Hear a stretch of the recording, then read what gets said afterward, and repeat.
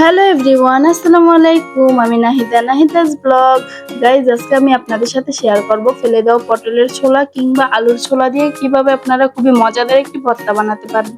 এই ভর্তাটা কিন্তু খেতে অনেকই টেস্ট হয়।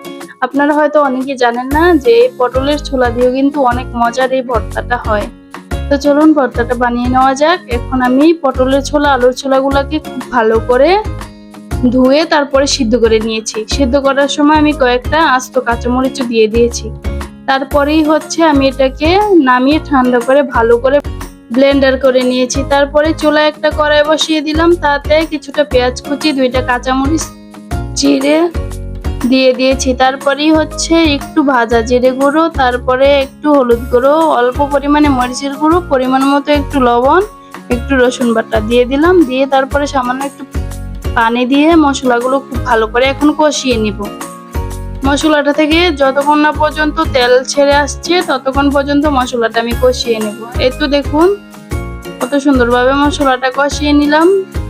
তারপরেই আমি এখানে ব্লেন্ড করে রাখা পটলের ছোলা আলুর ছোলাগুলো দিয়ে দিলাম। দিয়ে এখন এটাকে খুব ভালো করে মিশিয়ে নিব মশলার সাথে।